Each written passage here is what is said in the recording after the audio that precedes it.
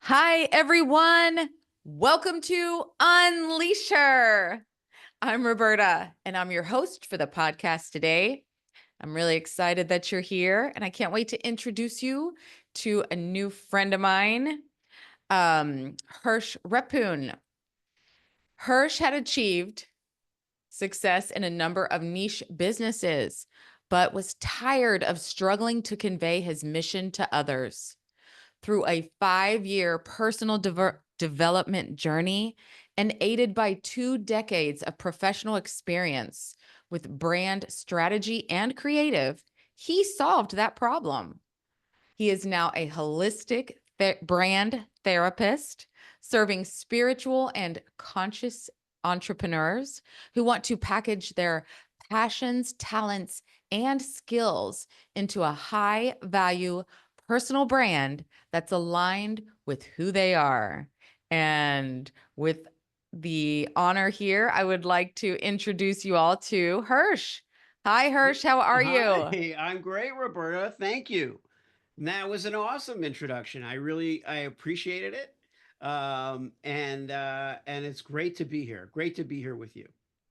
I'm so glad to have you here. And we always have a little conversation before we get started, but I'm like, oh, we just got to hit the record button here. I Yeah. cannot wait. This is going to be interesting. I know it.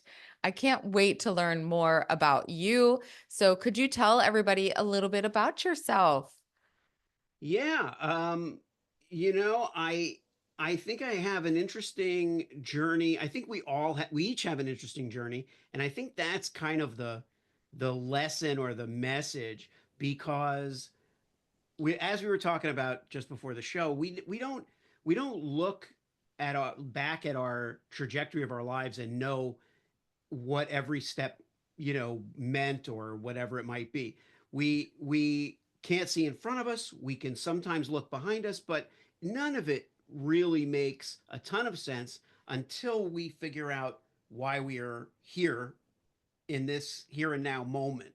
And so I had a upbringing where I grew up in Miami Beach. I was a very funny kid and I liked to perform, and it was that kid where you would say like, "Oh, that kid's going to be an actor. That kid's going to be a comedian. That kid's going to be on stage." And that sounded good to me and I loved that.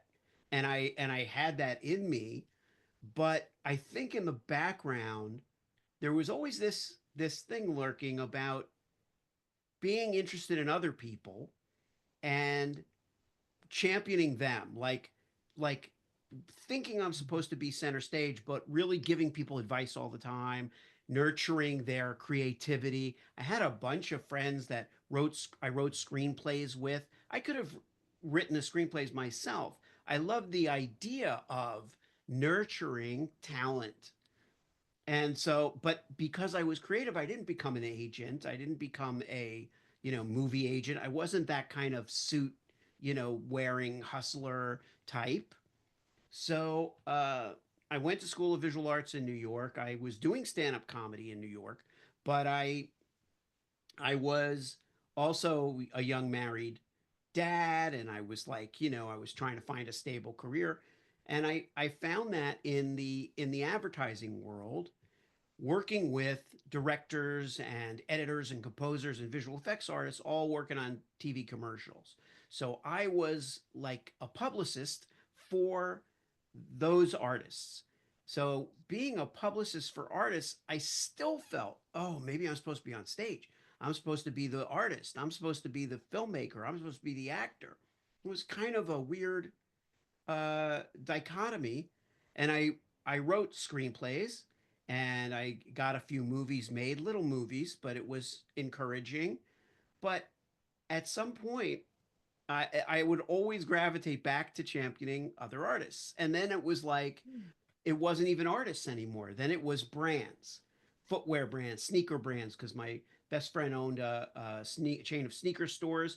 Brands were asking him for marketing advice, and this was in LA on Melrose Avenue in LA. So, people were very enamored of the footwear styles there. Sporty LA is the store that he still owns, and that became a business too. And so championing a brand, championing a person, it just felt right to me. People used to say, "Oh, you should be like a talk show host," and I would be like, "No, I should be the guest on a talk show." Now I am a guest on your show, but I also host. I'm like, just just eventually gave into all of it. And I think it was like we were talking about the pandemic put a stop, a hard stop on everything everybody was doing. And so the people that, knew exactly what they wanted were doing what they wanted. The people who weren't, like, you and like me, we had to stop and say, okay, what are we supposed to be doing? And sometimes you're like, well, what am I doing for money? Or you're like, well, what am I doing with my life? And I asked myself both questions and I realized I had to start doing something I had never done, which was to explore my own psyche, do meditation and just quiet my mind for 5 minutes at a time and do some exploration of myself because I think part of that performer mentality was, you're there to make people laugh. And if you're there to make people laugh, and you can be provocative, but if you're there to make people laugh, you you may you may think that what you're doing is not like that important. And and that's a weird feeling. So Mhm. anyway, it was an interesting revelation to me to start meditating and doing peak performance courses and quantum consciousness stuff, and then discovering that this thing of championing other people and bringing out their stories and bringing out their brands was really what I wanted to do all along. Oh my goodness. That's a long story. I went a long time, but Oh no, no, that's there you quite all go. right. I love that. And I love it because we kind of had like a similar experience in 2020. Yeah, And, a lot of people went back to their same career, their same life, whatever that. And that's great if that's what you want, like you said. But there were some of us that were like, hold on. yeah. Oh no. So, so what began to change and shift after the 2020, after the pandemic for you? I think when I started podcasting, um, and I was talking to people, my fear was that because I thought of myself more as an entertainer, I might not be a good interviewer. I might not be, uh, qualified. And and one of the first interviews I did was a mother who had lost her daughter to suicide, her teenage daughter. And I was at first thinking, okay, I don't I don't know if I should, like, I don't know. Like I want to talk about how you survive and thrive in a chaotic world and how laughter is the best medicine and all of that, but this is pretty heavy. But she was so reassuring, and she was like, no, this is exactly the kind of conversation that we need to have. And she said, you're an amazing listener. And I drew on that and leaned into that, and I realized that listening to people's stories was the first big breakthrough. I had been doing it my whole life, but I don't think I gave myself credit for it. And so I realized listening is the superpower. Writing, communicating, giving people counsel, all of that stuff. Those are tools, and they're useful skills. But a superpower is something you didn't make up. A superpower is something you have. And this ability to be curious about people and really listen to what they're saying is that. Yeah. I love that because sometimes we're like, we don't what's my superpower? I don't know. What if Yeah, you somebody just think says about that? the things you're good at. Like someone will say, more than one person has said to me, "Oh, my superpower is that I always find a parking spot." And it sounds the most ridiculous thing, but I have had people seriously say it. And the interesting thing is, more than one. And I think what they're thinking is, what what is really unusual about me? What is like my magic trick that I can do? But a superpower is what do you do that you do in your own way that no one else can do, that really helps you and someone else effortlessly. Like, you don't have to work at it, and you do it better than anybody else still. That's a superpower in my view. Okay. And so some people have a hard time finding that. So is Yeah. that one of the things that you do is to help them to uncover? Yeah, I think I look at everything through the prism of their their brand, right? So obviously it's that they want to do this for their business. But in the context of figuring out what their message should be, what their brand voice should be, what tone they should take, and what their strategy should be, it's really important in my process to go back and analyze all their skills and powers. And most people will not do that deep a dive. If you get a online course, even from some of the top Mhm. personal branding experts, they're not interested in that, and they don't. That doesn't serve them because it takes time. It individualizes things too much. That's not what most of these people want to do. They want to serve a ton of people with a course that you can go online and buy, and then they don't really have to do anything. But and that's great. That's fine. If the course is useful, it's amazing. Must be if they're selling millions of courses. But for me, it's like the personal thing. It's the human thing. Yes, same here. Like, the mentors, the coaches that I've had, I always want that one-on-one Yeah. kind of thing. I want to for them to really hear me. And so and my brand came about just with a conversation with a friend. Yeah. So and it was just me just really telling her all of just about me, and she just kept asking me questions, and it brought forth this brand of Yeah. Unleash Her. And so, but that was like a year and a half ago. And so when it first happened, I was like, I'm not this person. Like, this is who I want to be, and I'm working toward. Oh, yeah. Uh-huh. Yes.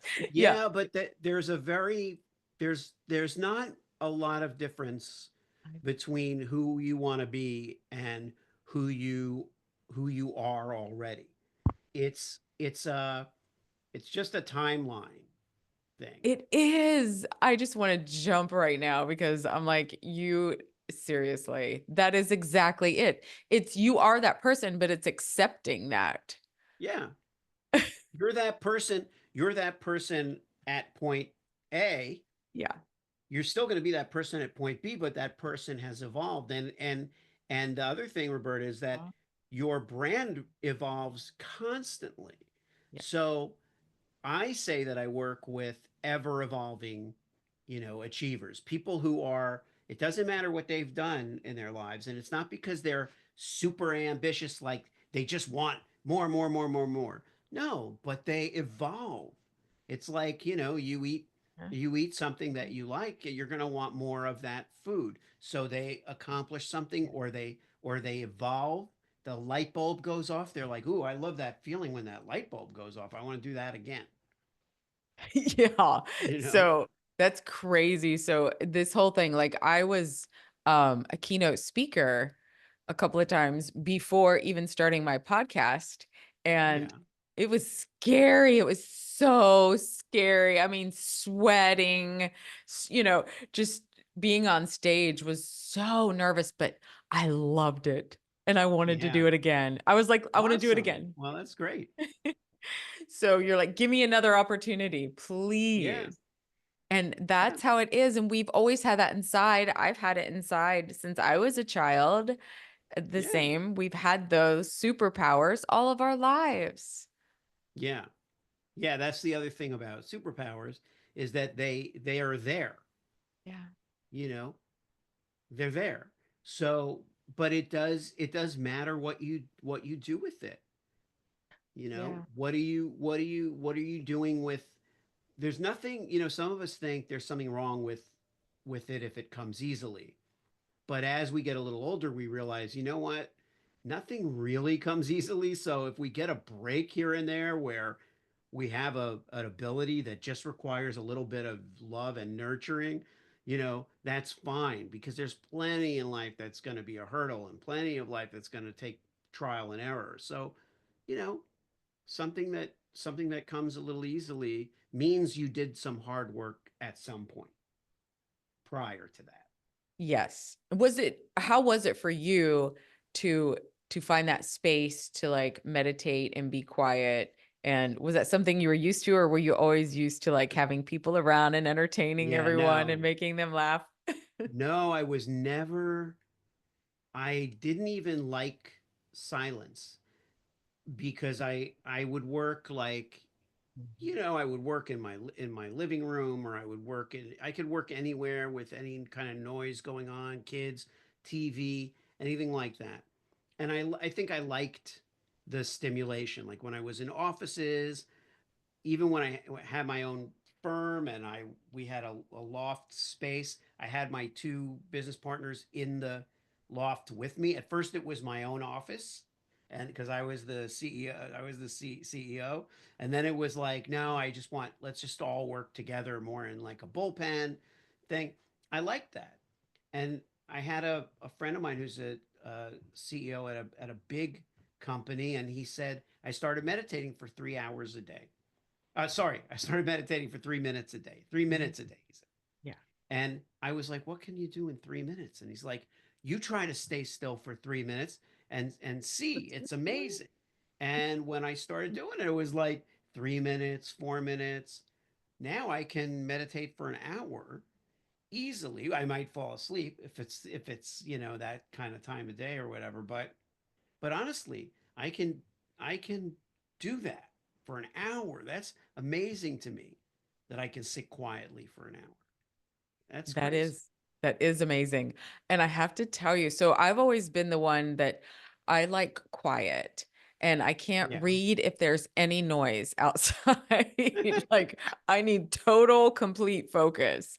And so as I've been working on this, just meditating in quiet time, I give this example. It was just 2 nights ago because we had this huge storm here. We lost electricity and I'm used to sleeping with a fan on for that white Right. noise. And I could Mm. have been like so annoyed. But I'm at this point now that I can control my mind more. And I was like, no, I'm not going to get aggravated. I'm Right. I'm going to allow myself to stay in this relaxed state. And Yeah. I have never, I'm telling you, this is new to me. So I know that what can happen, what are outcomes that can happen when you do that. Yeah. Yeah. It's and it just goes to show that there's so much power in our mind. Yeah. Um and I love that, and everybody probably says this. I love that meditation is a practice because practice is literally what it is.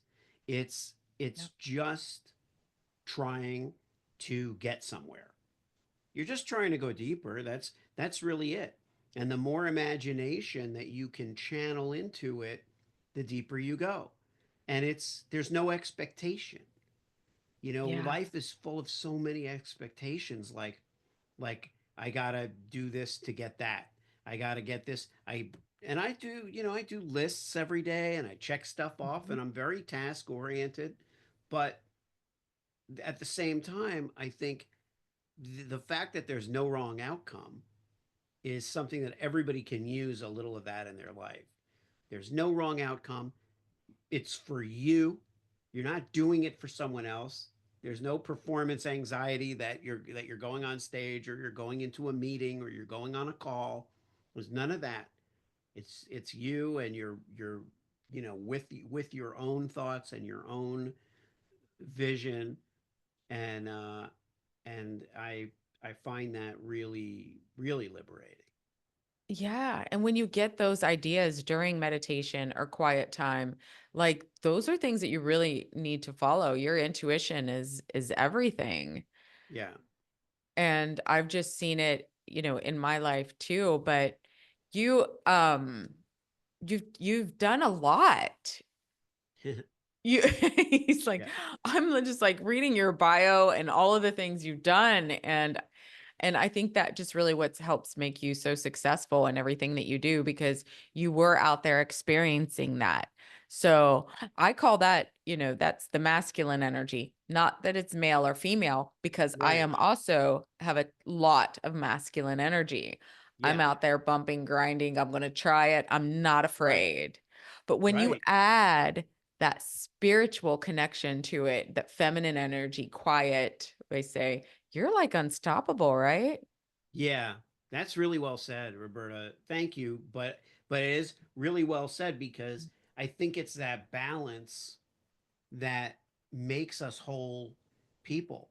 That's the thing that makes it like what I mentioned to you about the two podcasts. Having my business oriented one and my life oriented one, they're both me. I'm the host of both of them, and the guests are very different. But the idea is that I'm balancing, you know, real life struggles and solutions with, you know, business building, and it's like, at a certain point, they need each other, and I think that's what that is. I think the other thing is I don't think I realized I definitely didn't set out to accomplish all those things that I've done. And I accomplished certain things that I did set out to do. But I think what a lot of us feel is when we accomplish something, it isn't as rewarding necessarily as we thought it would be. And if we I write about this in my book. There's uh, a section that says the chapter that says the breakthrough is in your head, not the wall, right? Because we constantly think if we're trying to do this thing and if it's that hard and we're banging our head against the wall and it's not clicking, we need to take a step back and think if that wall is really the thing we need to break down. That may not be the wall for us. It's not quitting, it's not giving up. It's just being honest with ourselves. Take a deep breath. Is that really? If it is, by all means, just keep banging. Let's do it. Let's figure out the way. But is it? Is that wall really? And only we can ask ourselves that. Nobody can.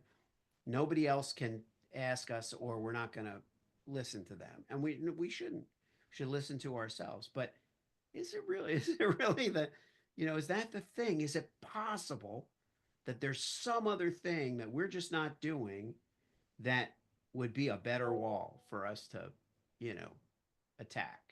Yeah. And you say it so well. And I love it because you lead by example.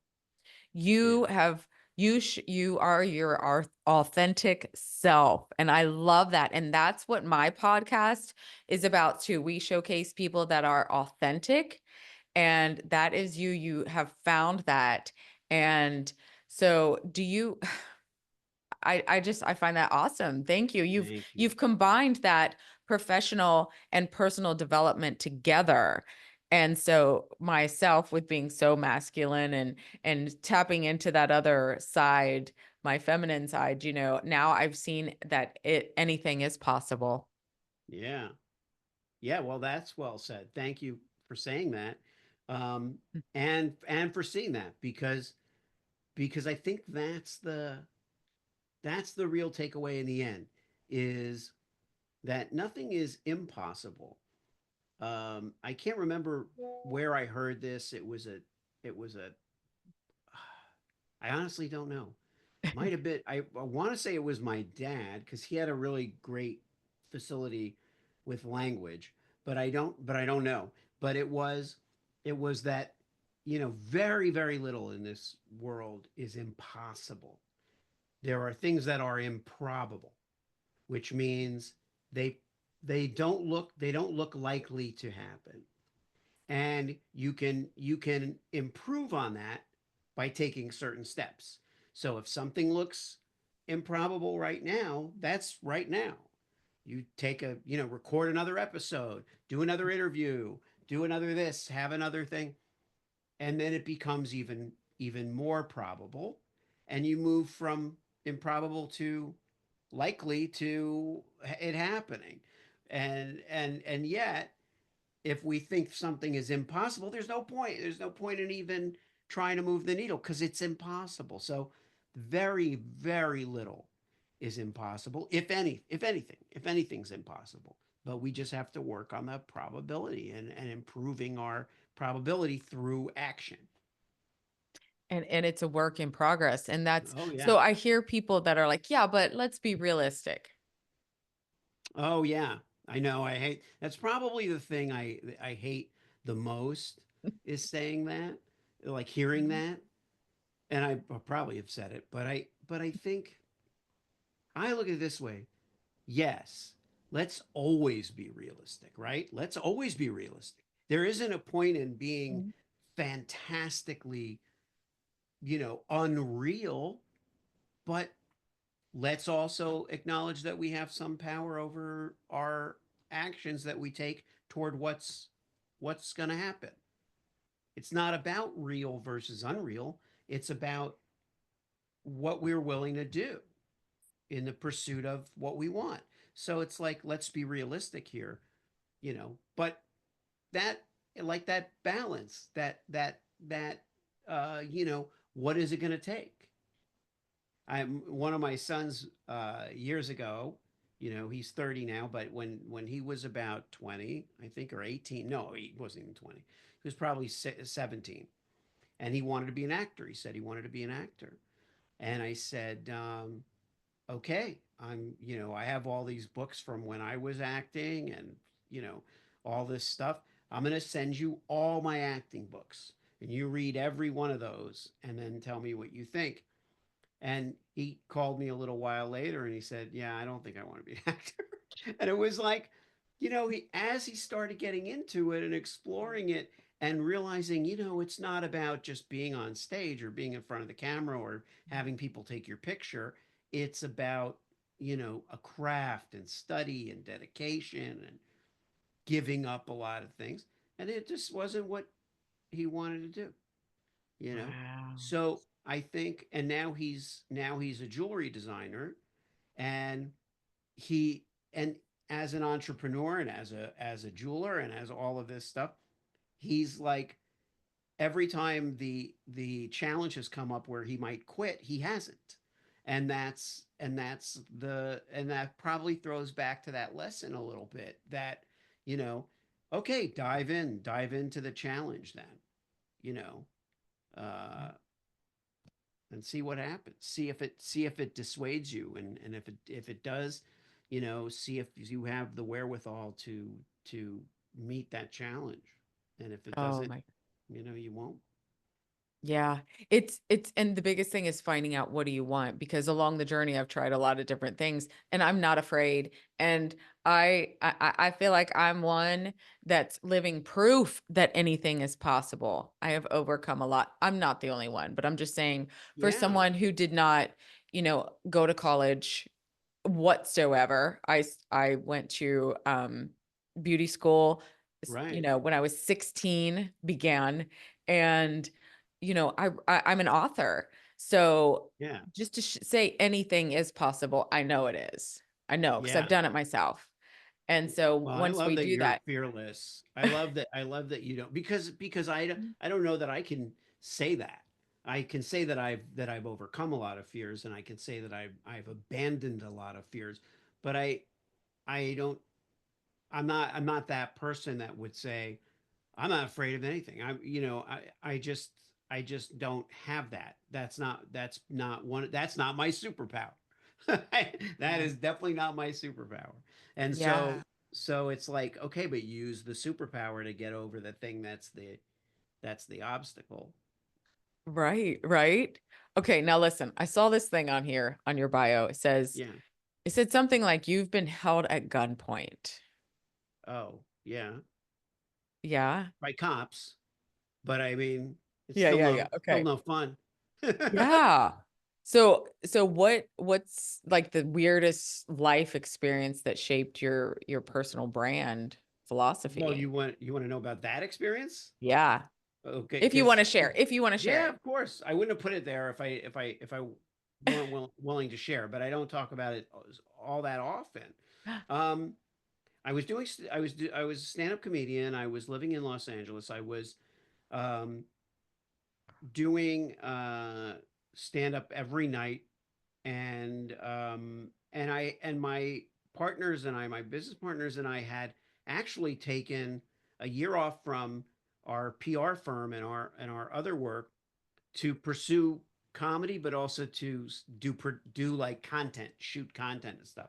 And Yep. so I had bought a beat up old Volvo wagon for $1,500 that my partner found on Craigslist as a car that we could use to have equipment and costumes and any other crap that we wanted and just kind of go around. Now, ironically, it also helped to go into any neighborhood with a beat up piece of garbage Volvo wagon that cost $1,500. But on this particular night, and I had just bought it, and on this particular night, it's like 1 a.m. I just finished a set at a place called the Haha in Burbank. Shout out to the Haha and my friends over there. And I'm getting ready to go home, and I'm about to pull onto the freeway, and I notice a cop car behind me, but he doesn't have his lights on, and I figure, okay, doesn't have its lights on. It's odd that it doesn't have headlights on, but I don't. But I haven't made a wrong turn or anything. I made a U-turn, but it was a legal U-turn. And right before I get to the egg to the on ramp to the freeway, the lights come on, and not only do lights come on in that car, I realize there's like 4 or 5 other police cars, and all the sirens go off, and they go pull over. And I'm like, oh my god, something must have told me that it wasn't me, that they wanted. But anyway, but it's you're like, okay, and I pull over. They get out of the car.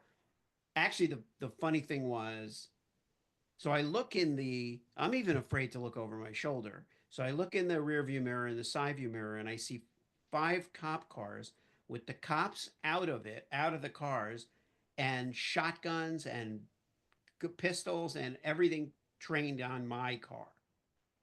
And they go, get out of the car. And they go, put your hand out of the window and open the door from the outside, which I guess they do so that if you have a weapon, you don't have the opportunity to open up the door and fire on them. But at the time, all I'm trying to do is reach over the door and open the door.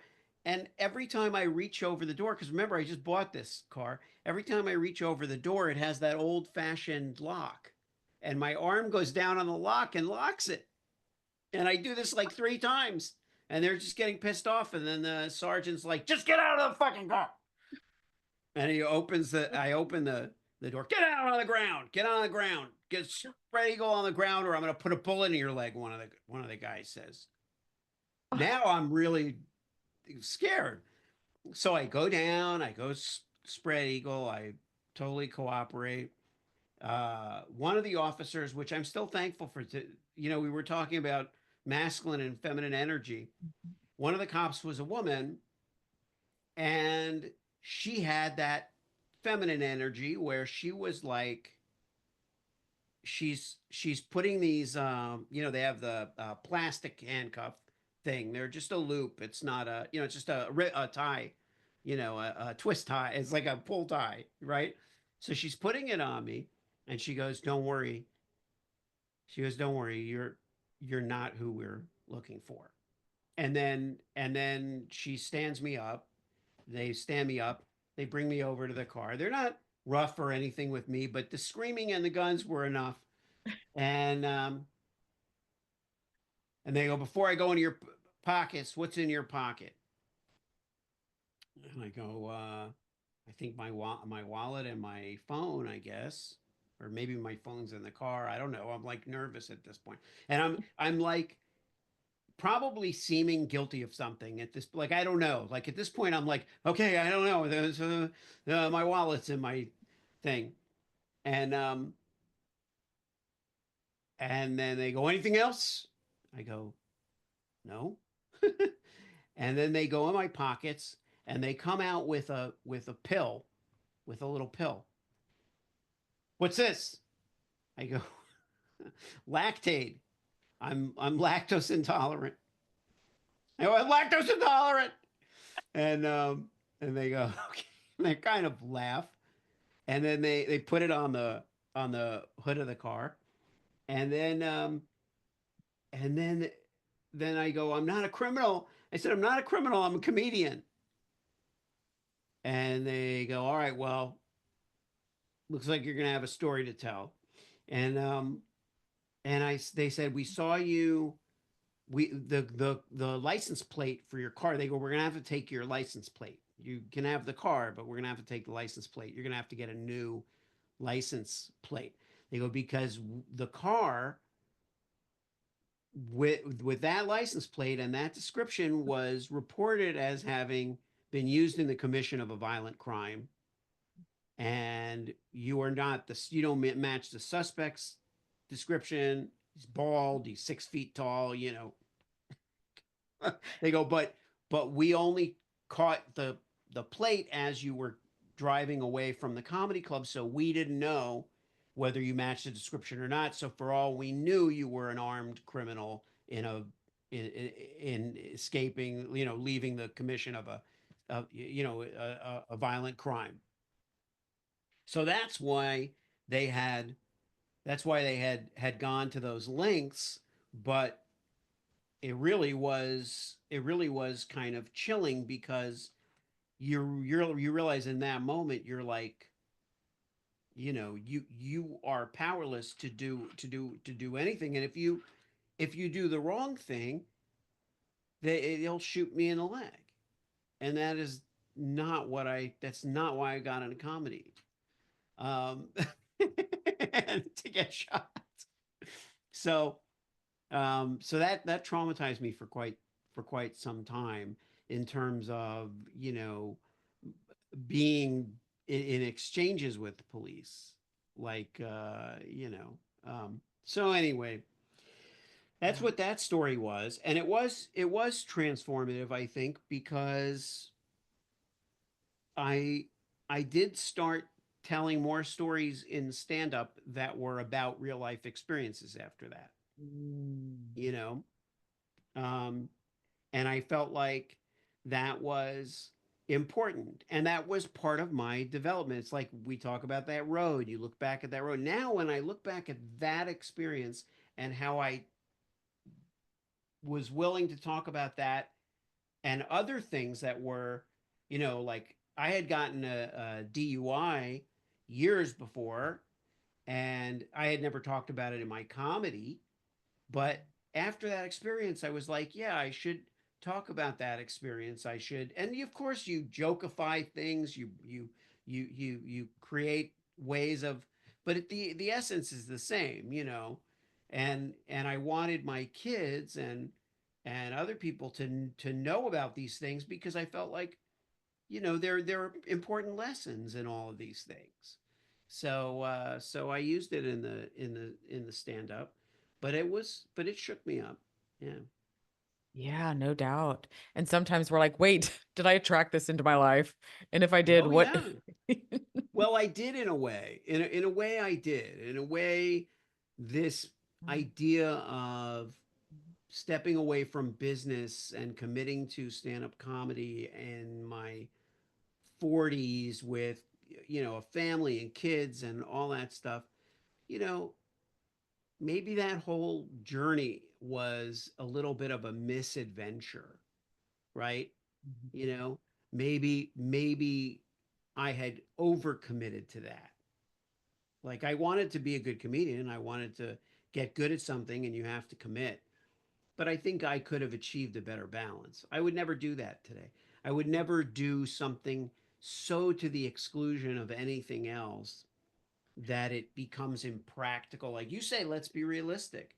Yeah, you can do you can do important things with tremendous commitment and still maintain other commitments. So you don't have to screw one thing up in order to succeed at something else.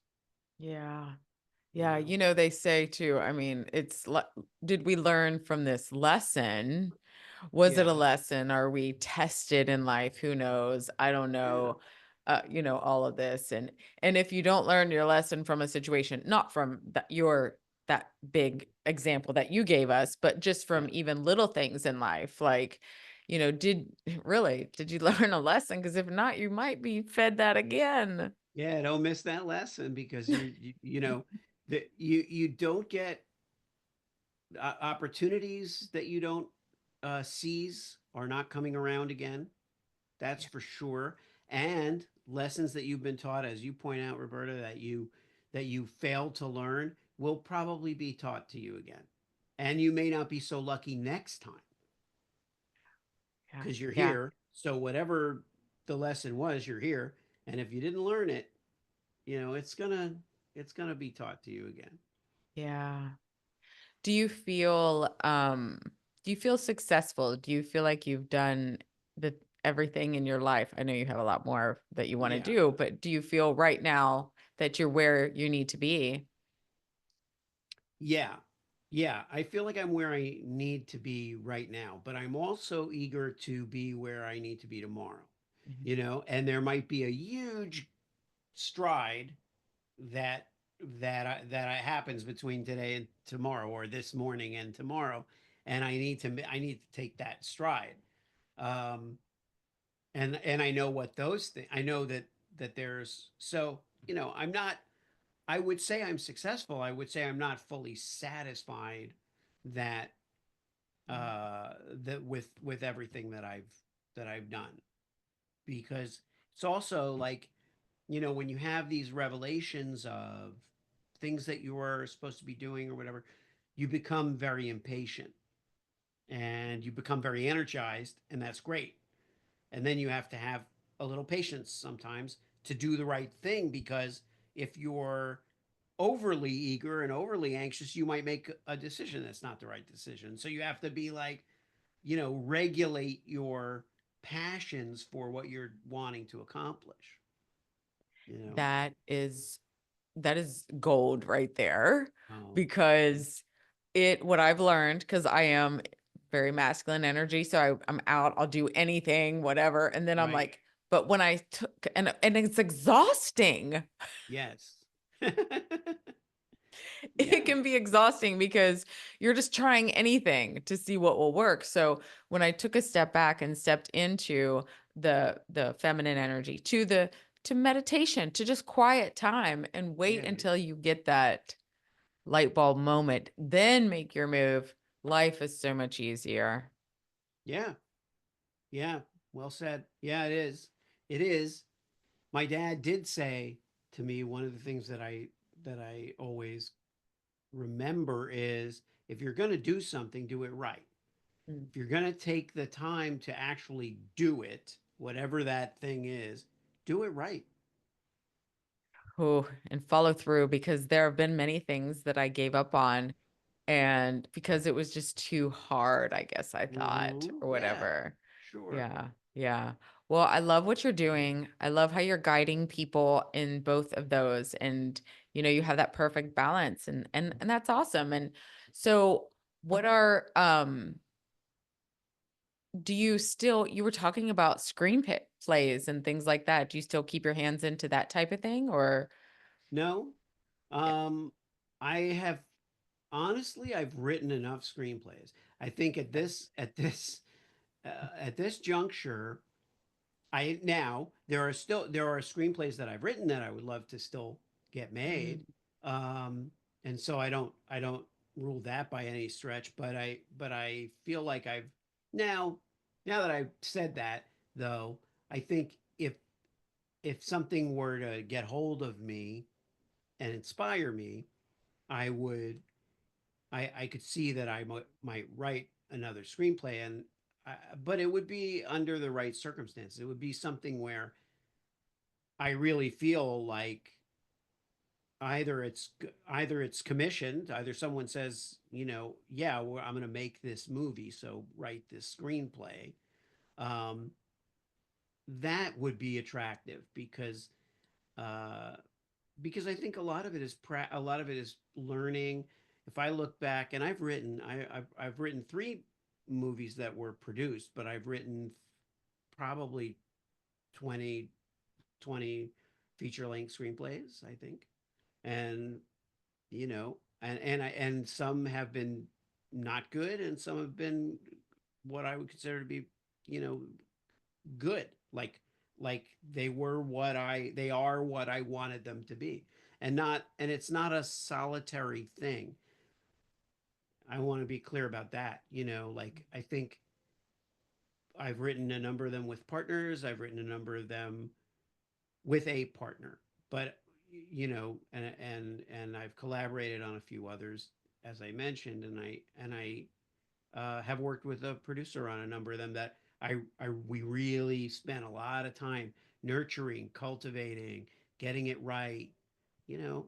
Um, so it was a great part of my life to be doing those with so much commitment, and I think I learned a lot. But I don't really I wouldn't say I keep my hand in it. So we were talking before about making moves and things too. And so you have lived in some of the major cities. You have Yeah, moved a lot. yeah, You have really lived life, and you ended up in, I don't know if you talk about, where you live now in your personal yeah, life and all that, but it's kind of changed, living yeah. in, growing up in, Miami Miami. Yeah, I have and lived in really big cities and I've lived in smaller places now. And I'm like I am grateful for all of it, but I also think I'm not a what I would call a wanderer, right? Like I've stayed in places for Mhm. 15 years, 10 Yeah. years, 15, 20 years. I just think um this next chapter will be a lot about traveling and not about a new place that I put down roots in for another long stretch. Like I think now it's about, you know, traveling. See, my kids are in different places and like I think it'll be about adventure more than even it has. Yeah. So if is there a place that you would love to travel to? Um yeah, that I've never been, Yeah. let's because there are a lot of places that I like returning to that I've Okay. spent time.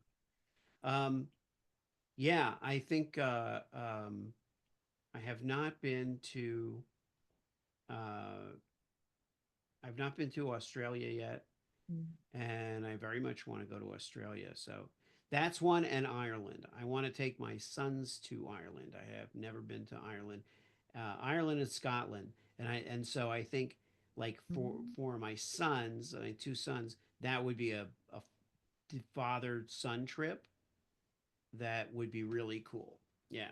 So those are Is the that two. part, is that ancestry or is that just a No, place you would like to go? Yeah. it's in fact not ancestry. Like I've been like our ancestry, goes to in the short term, Eastern Europe, and in the longer term Israel. And I've lived in Israel, and they've all been to well the yeah they've all my kids have been to Israel, and my daughter lives in Israel. So I am there. I'm there as much as I can be, even in very challenging times. Um, but as far as the Scotland and Ireland thing, I just think it's something that we would all appreciate doing together. So it's about what I think we would get out of the experience. And Yeah. I think the fact that none of us have ever been there, so it's something we would do that would be the first time for all of us. Like, you know how you go places and you're like, oh, you got to go here, and you bring somebody there, and that's great and that's fun. But I think it's more exciting when none of the people on the trip have ever been there, and Yeah. that's rare as you get older. Right. Yeah. It's on my bucket list. That is a lot of my ancestry, of course, Oh, with cool. my blue eyes, blonde hair kind of Yeah, yeah, thing. So, yeah, yeah. So, yes, yes, on my bucket list for sure one of these days. So, yeah. awesome. So, how can people find you? How can you be of help for others? Yeah, thank you. Well, they can go to yesbrandbuilders.com, um, and they can use my name also. Hirschrephun.com is the same, it goes to the same site, and everything's really there. Like my book is there. The book is not officially out yet. It's coming out. When is So, that? When is that going to be released? well, I would say within, the next, let's say it's April. So yeah, I would say the summer for sure. And then I'm gonna do something. I haven't announced yet what I'm doing with it, but it's gonna be very cool and very in keeping with the way I like to kind of do things a little differently, and that are aligned with my brand. Mhm. Um, but the book is called Selling the Truth, a memoir with insights for life and business. And they can go to sellingthetruthbook.com. There'll be updates. They can go to my site and get on a list for pre-order, where you'll be notified as soon as it's available for purchase. You'll get an email with a link to where you can purchase it. Um, so I'm excited about that. Yeah. Okay. Thank you for sharing that with us. Yeah, Yeah. my Yeah. pleasure. Thank you. Thank you for having me on, Roberta. It's been such a pleasure and such an honor to be on the show with you. Thank you. Yeah, we'll be checking out your book when it comes out here in a few months. Thank you for sharing that, and thank you for showing us how you to use your authentic self and being your authentic self, being that example for others. I love it. I appreciate you. I love this interview. And everyone, make sure to like and subscribe and follow my podcast and on YouTube if you're on YouTube and you can see us. Thank you so much. And thank you for being here. And I cannot wait to share my other guests with you as well. So, everybody, have a blessed day and we'll see you all later.